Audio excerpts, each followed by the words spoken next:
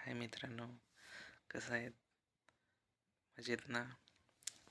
देखिए, अब हम ये वीडियो देखने वाले हैं, हमारा रिएक्शन रिकॉर्ड करने वाले हैं। ठीक है, आप सब तैयार हो? मैं एक बार कैमरा पूछ लेता हूँ। मुझे यूट्यूबर बना दो दोस्तों। ऐसे माइक्रोब्स जिंदा है जिन्हें ऑक्सीजन की जरूरत नहीं है। ये तालाब लिटरली प्राचीन धरती का रिफ्लेक्शन है। समुद्र की काली गहराइयों में मौजूद है एक ऐसा जहरीला तालाब जो एक झटके में जीवों को मार देता है। जहरीला तालाब जो एक झटके में जीवों को मार देता है। एक झटके में कैसे? ये तालाब इतना जहरीला है कि ये स्टील तक को पिघला सकता है, मगर पैराडॉक्सिकली यहाँ पर मौत हमेशा के लिए अमर हो जाती है। लेकिन ये गहरे समुद्र में आखिर कर क्या रहा है? I mean just look at this. समुद्र जो ऑलरेडी पानी का बना हुआ है, के तल में एक तालाब, वो भी अपने बीच के साथ, आखिर कैसे? वैसे ये अंडरग्राउंड बीच कम एक शमशान ज्यादा है, क्योंकि यहाँ पर पड़े हैं उन सारे जीवों के डेड बॉडीज जो कई सालों तक प्रिजर्व थे। फॉर एग्जाम्पल, इस केकड़े का शरीर 8 सालों से प्रिजर्व है। तो जो तालाब स्टील को पिघला रहा है मगर शरीर को प्रिजर्व कर रहा है, ये कैसे? वेल, क्योंकि इस तालाब में जो जहर है वो है नमक। समुद्र से 5 से 10 गुना ज्यादा नमक, और रेड सी के कुछ तालाबों में तो 200 गुना तक ज्यादा। और इसी वजह से इसका नाम पड़ गया ब्राइन पूल्स, यानी नमक का तालाब। ये ब्राइन पूल्स दुनिया की सबसे एक्सट्रीम, जहरीली और इनहैबिटेबल जगह मानी जाती है। जब कोई भी समुद्री जीव ब्राइन पूल्स को छू लेता है, उसका शरीर तुरंत एक शॉक में चला जाता है। बिकॉज जस्ट इमेजिन, अगर एक साथ 5 से 10 चम्मच नमक मुंह में डाल दिया तो क्या होगा? जलन, प्यास, इंस्टेंट डिहाइड्रेशन। और किसी भी मछली के लिए ये नमकीला तालाब जहर का कॉकटेल है। बट इस तालाब में सिर्फ नमक ही नहीं, बल्कि दूसरे जहरों का भी कॉकटेल है। हाइड्रोजन सल्फाइड, मीथेन और toxic metals. And to make matters worse, यहाँ बिल्कुल भी ऑक्सीजन नहीं होती, और इसीलिए ये लिटरली मौत का कुआं है। ऑस्मोसिस से सेल्स का पानी तुरंत चूस लिया जाता है, शरीर अंदर से सूख जाता है। ऑक्सीजन की कमी से हाइपोक्सिया, फेफड़े फेल और ऑर्गन्स शट डाउन। ऊपर से हाइड्रोजन सल्फाइड और मेटल्स मिलकर ऐसा झटका देते हैं जैसे 400 वोल्ट्स का करंट लग गया, मसल ट्विच और इंस्टेंट डेथ। और फिर लाश तालाब में सेटल हो जाती है। ना कोई स्कैवेंजर, ना मांस खाने वाले बैक्टीरिया, ना हवा, सिर्फ सुनसान सन्नाटा। ये तालाब इतना बेरियम और सल्फेट से भरा होता है कि शरीरों के आसपास बेराइट का ताबूत यानी कॉफिन बन जाता है, और इसी वजह से ये बॉडीज सालों तक प्रिजर्व रहते हैं। वहीं दूसरी तरफ पूल का हाईली एसिडिक एनवायरनमेंट मेटल्स को 10 गुना तेजी से कोरोड करने लगता है। लेकिन इसके बावजूद रेड सी के ब्राइन पूल्स, जहां पर टेम्परेचर 67.1 डिग्री सेल्सियस और सैलिनिटी समुद्र से 252 टाइम्स ज्यादा है, वहां पर सरप्राइजिंगली कुछ ऐसे माइक्रोब्स जिंदा है जिन्हें ऑक्सीजन की जरूरत नहीं है। ये तालाब लिटरली प्राचीन धरती का रिफ्लेक्शन है। जहरीले गैसेस, तपती पृथ्वी और तेजाब जैसा पानी। आज से 2.7 बिलियन सालों पहले की पृथ्वी बिल्कुल एक एलियन प्लैनेट की तरह ही दिखती थी। घना मीथेन और कार्बन डाइऑक्साइड से भरा नारंगी आसमान, बिना ऑक्सीजन के, सल्फर और आयन से भरा समुद्र जिसकी सतह पर कुछ बैक्टीरिया और माइक्रो ऑर्गेनिजम्स पनप रहे हैं इसी केमिकल के कचरे और दावत बनाकर। बिल्कुल उन माइक्रो ऑर्गेनिजम्स की तरह जो आज ब्राइन पूल्स के एक्सट्रीम कंडीशंस में जीते हैं। और इसीलिए ब्राइन पूल्स एक तरह से साइंटिस्ट के लिए एक नेचुरल लेबोरेटरी बन गए, जहां से वो सीधे प्रिमिटिव अर्थ के एवोल्यूशन को स्टडी कर सकते हैं। इन्हीं केमिकल कचरों पर चलने वाले जीवों में जन्म होता है एक हीरो का, जो पृथ्वी की तकदीर ही बदल देगा। सियानोबैक्टीरिया। सियानोबैक्टीरिया ने एक ऐसा जेनेटिक म्यूटेशन हासिल किया जिससे इसमें खूबी आ गई कि ये सनलाइट और पानी का इस्तेमाल करके एनर्जी प्रोड्यूस कर सकता था, जिसे आज हम फोटोसिंथेसिस कहते हैं। मगर इसी प्रक्रिया में ये ऑक्सीजन गैस छोड़ने लगा वेस्ट के तौर पर, जिस वेस्ट ने ही पृथ्वी पर जिंदगी की दिशा और दशा दोनों बदल दी। ये जीव पृथ्वी पर अरबों की संख्या में तेजी से मल्टीप्लाई होने लगे। ऑक्सीजन की मात्रा बढ़ती चली गई, मानो पृथ्वी की जमीन और समुद्रों का एक एक इंच ऑक्सीजन की सांसें छोड़ रहा था। इससे हुआ ये कि जो बाकी के केमिकल में पलने वाले जीव थे वो मरने लग गए, क्योंकि ऑक्सीजन गैस उनके लिए जहरीली थी, टॉक्सिक थी, क्योंकि ऑक्सीजन एक्सट्रीमली रिएक्टिव है। मगर इसी बदलती प्रकृति और परिस्थिति ने फिर एक नए नस्ल के जीवों को ही जन्म दे दिया, जिनके लिए ये जहरीला ऑक्सीजन अमृत था।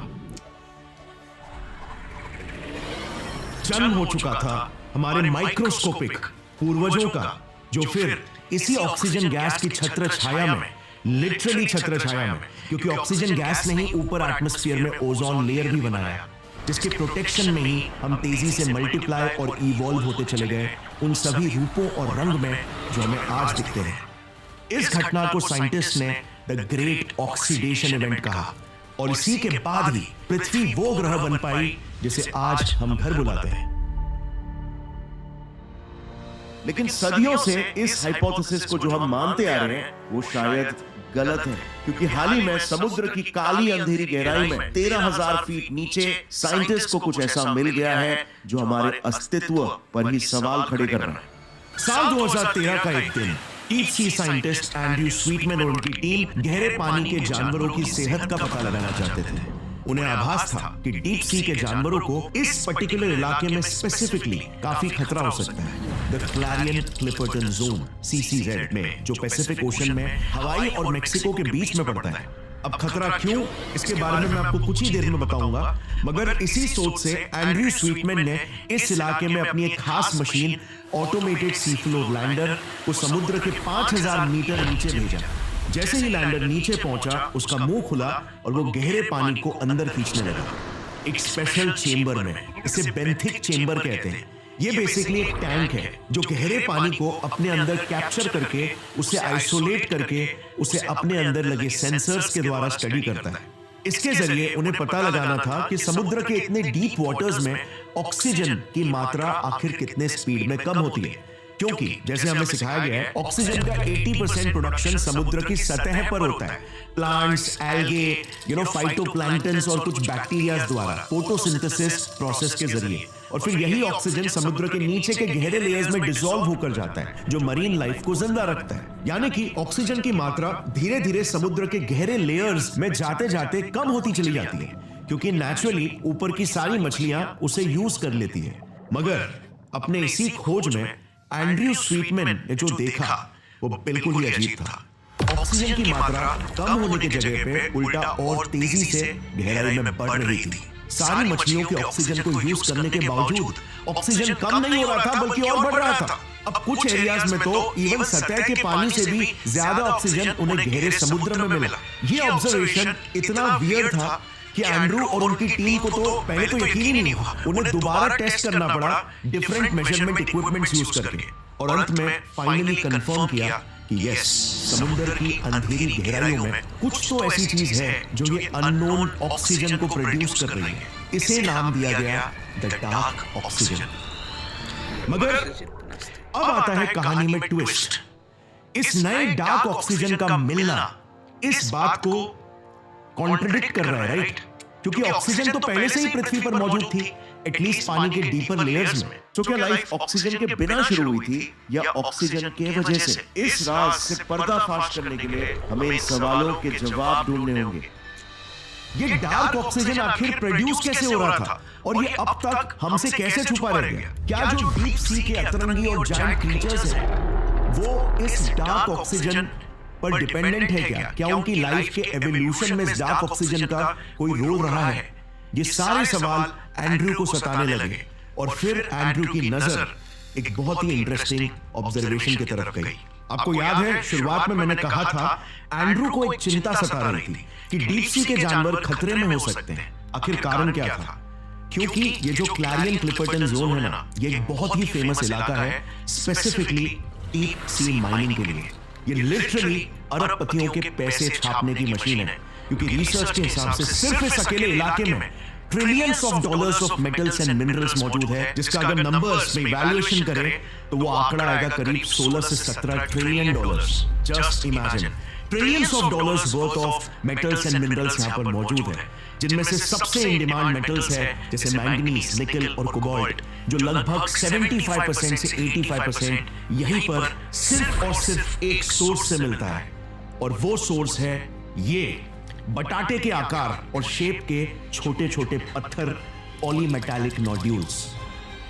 ये पत्थर इतने नायाब हैं कि इन्हें बनाने में करोड़ों सालों का समय लग जाता है, प्रकृति द्वारा बनाया जाता है ऑब्वियसली, जिस दौरान इनमें लेयर बाय लेयर मेटल्स और मिनरल्स स्लोली डिपॉजिट होते चले जाते हैं। और मजे की बात तो यह है कि यही पत्थर इसी एरिया के समुद्री तल में 90 लाख स्क्वायर किलोमीटर के एरिया में फैले हुए हैं, जिनकी टोटल क्वांटिटी लगभग 2100 करोड़ टन है। कहीं इन पत्थरों में ही टाक ऑक्सीजन का कोई सुराग तो नहीं छुपा था? यही सवाल एंड्रू और टीम को आया, बट इस सवाल का जवाब आखिर कौन दे सकता था? सिर्फ एक ही शख्स, जो समुद्र की दुनिया के केमिस्ट्री का बादशाह था और एंड्रू का एक पुराना कॉलीग भी, doctor France Geiger. Doctor Geiger के साथ मुलाकात करने के बाद दोनों साइंटिस्ट ने ठाना कि क्यों ना हम इस नायाब पत्थर को अपने लैब में टेस्ट करें, एग्जैक्टली एक वैसे ही एनवायरनमेंट को क्रिएट करके जैसे कि समुद्र के तल में है। इससे हम इन पत्थरों के बिहेवियर को एकदम गौर से ऑब्जर्व कर पाएंगे और अपने आप ही ऑक्सीजन का ऑक्सीजन और पानी का पानी हो जाएगा, साफ हमारी आंखों के सामने। और इसीलिए फिर वो तुरंत ओशन फ्लोर से वही मेटालिक नोड्यूल्स लेकर आए, उसे मर्क्यूरी क्लोराइड से डिसइंफेक्ट किया, ताकि अगर कोई ऑक्सीजन प्रोड्यूसिंग बैक्टीरिया हो जो उसके ऊपर बैठा है और वो एक्चुअली में ऑक्सीजन प्रोड्यूस कर रहा है तो उसे वो मार सके। और फाइनली उसे एक एयर टाइट जार में पानी के अंदर रखकर कोल्ड और सॉल्टी वाटर का एग्जैक्ट एनवायरनमेंट रिक्रिएट किया और ऑक्सीजन लेवल्स को ट्रैक करना शुरू किया। और एग्जैक्टली वैसा ही हुआ जैसे डीप सी में हो रहा था। ऑक्सीजन कम होने की जगह पर इंक्रीज होने लगा, और वो भी इतना कि नॉर्मल लेवल से 3 गुना बढ़ गया था।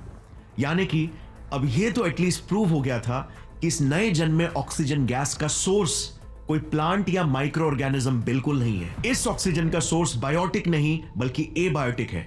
सो फिर आखिर हो क्या रहा था? एक काला खुरदुरा सा पत्थर आखिर ऑक्सीजन की सांसें कैसे छोड़ रहा था? वेल, अब बस जरूरत थी सिर्फ एक आखिरी एक्सपेरिमेंट की, जिससे डॉक्टर गीगर का शक फाइनली यकीन में बदल जाएगा। मगर डॉक्टर गीगर के लिए ये इतना आसान नहीं होने वाला था, क्योंकि इन दोनों साइंटिस्ट के पीछे हाथ धोकर पड़ गए थे कुछ बड़े लोग, जिनका कहना था कि इस पत्थर के मिनरल्स ग्रीन एनर्जी का फ्यूचर हो सकते हैं, पर इनका असली मकसद था अरबों छापना।